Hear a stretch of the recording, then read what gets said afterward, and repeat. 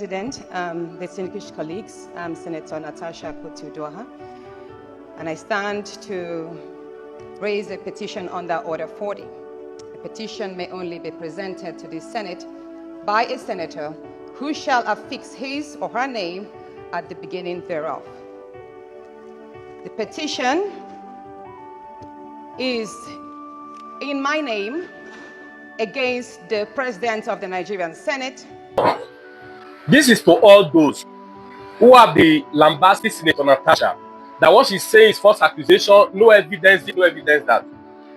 And we are about to watch a video of where she submits a petition along with her evidence to the committee in charge of ethics and public petition at the Senate floor.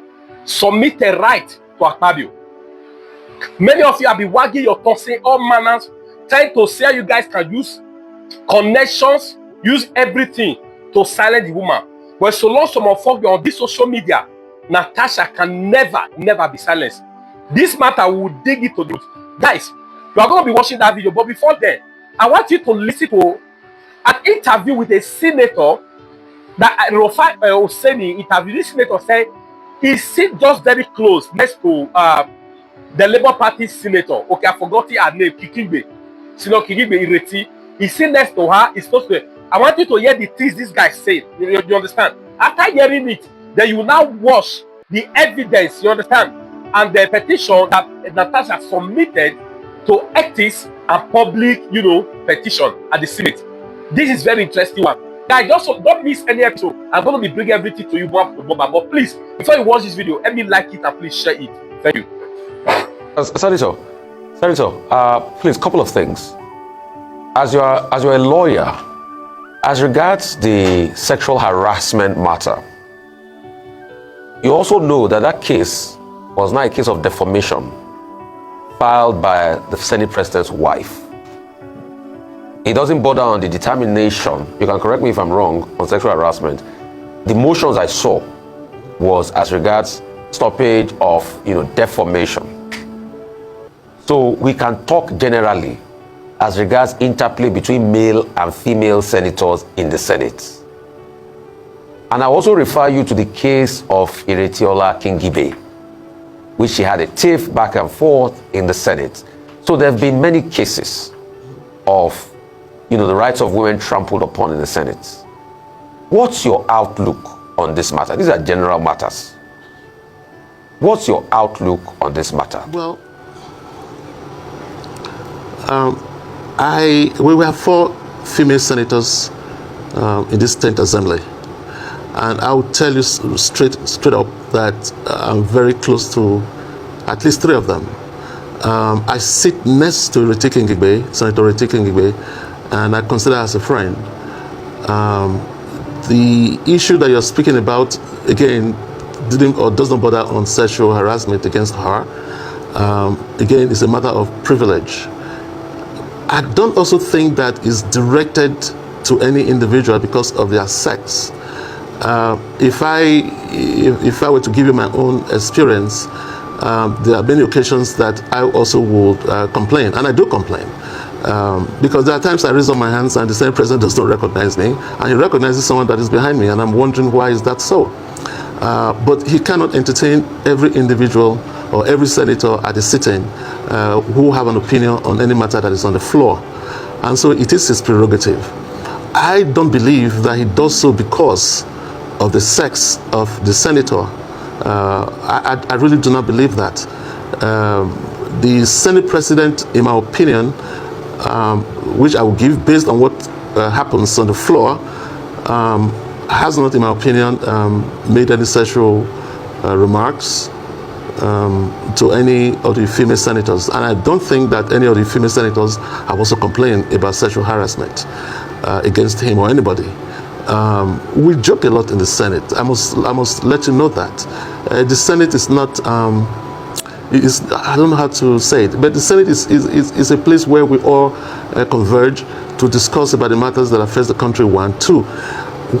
After a while, having, sit in the Senate for 4 months, 5 months, 6 months, 1 year, you understand that there will be familiarity of some sort, where we even call each other by first name. I remember when we first got to the Senate, we addressed each other by Mr. or Miss, and so on and so forth. But now we call each other by first name because we see each other every day in the chambers. We sit close to each other, and we also confer with one another. And so, if the familiarity is what it is, that is considered some sort of harassment, I don't know. But for me, I do not think that that the conduct of the Senate President on the floor is such that is against the female in the chambers. I do not think so. Speaking as regards the conduct of the Senate President, there was a time before he even became Senate President where he also called for his privileges to be respected in the time where Bukola Saraki was Senate President. And we all saw that occasion, how it went then. And, you know, the Senate President, too, in the spirit of joke, has also made many very funny jokes. You remember the jokes of prayers to your account or email addresses? Maybe, Senator, you might tell me what those prayers were about to your email addresses. The issue of the 9 Club, you know.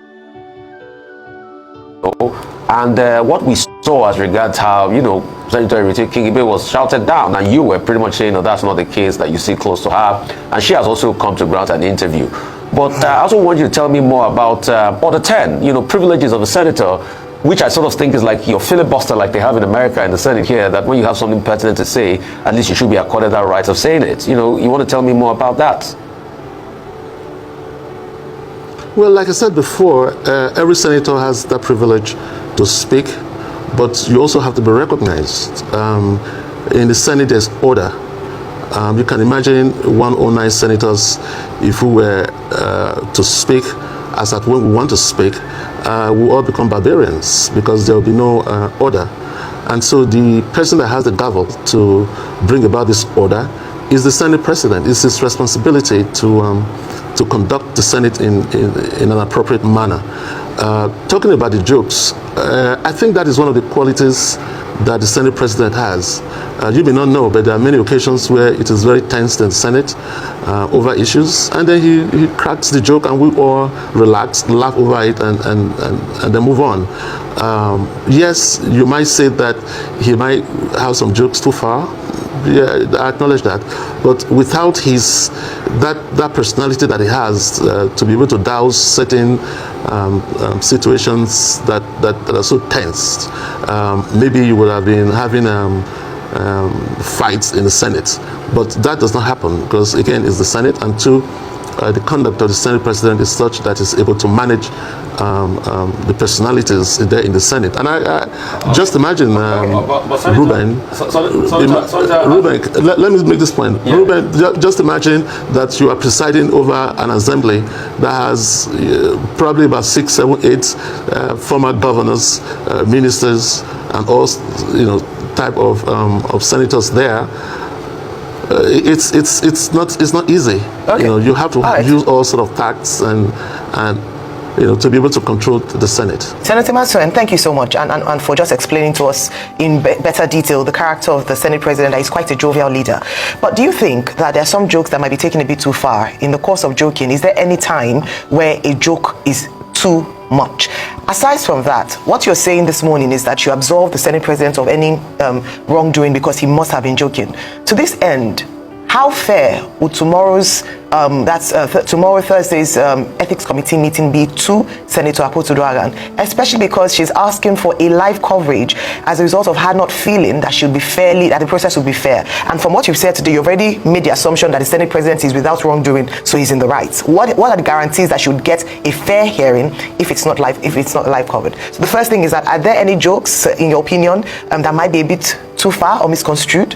And number two, would she get fair hearing, especially because you have already opined as chairman of that committee that the Senate President is without fault?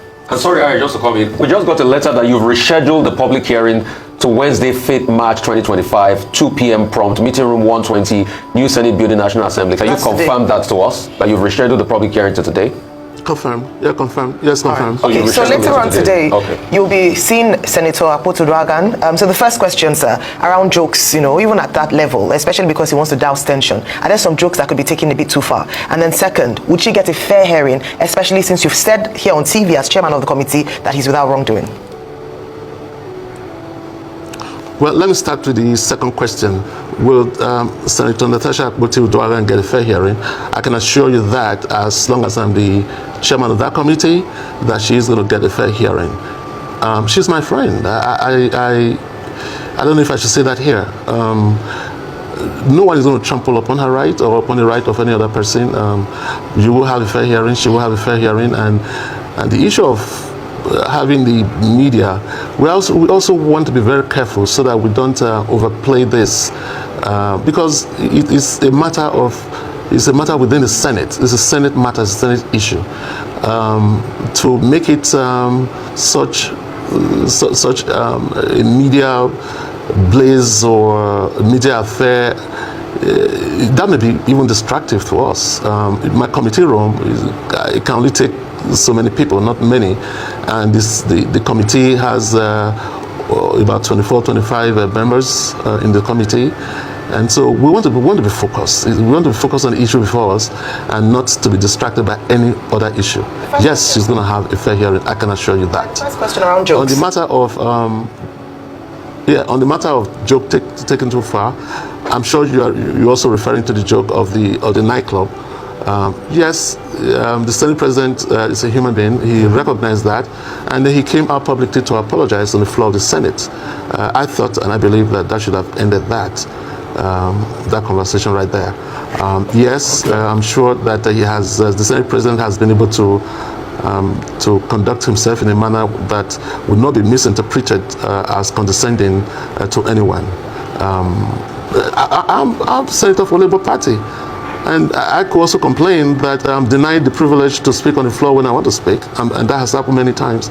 But I don't attribute it to because I'm a minority party or something of that nature. Like I said before, 109 senators, we all have an opinion on matters. And if you allow 109 senators to air their opinions on any matter, I think we'll be sitting for 24 hours at any given time, and that is not possible.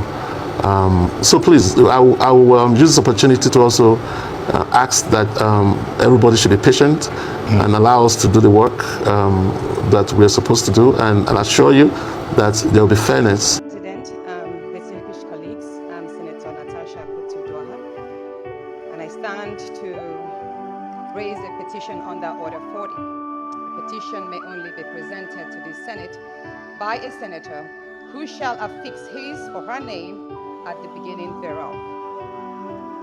The petition is in my name against the President of the Nigerian Senate, His Excellency Senator Godswill Akpabio, for sexual harassment, abuse of office, and malicious obstruction of my legislative functions. You may recall, sir, that on Friday in Arise TV, I did make some statements. And I have decided to narrow these statements in a formal petition against the President of this Senate. So if it may please you, I would humbly step forward and lay this petition. Thank you. You may proceed.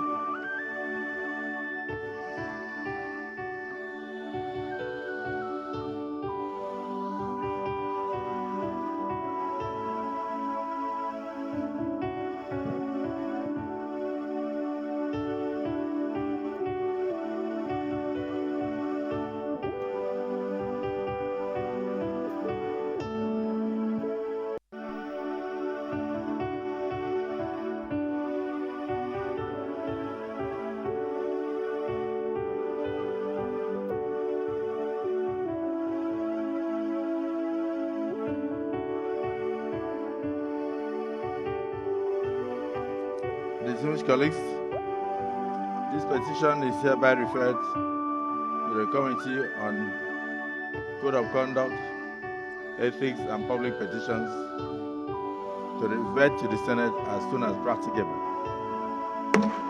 Petition. Any other petition? Yes.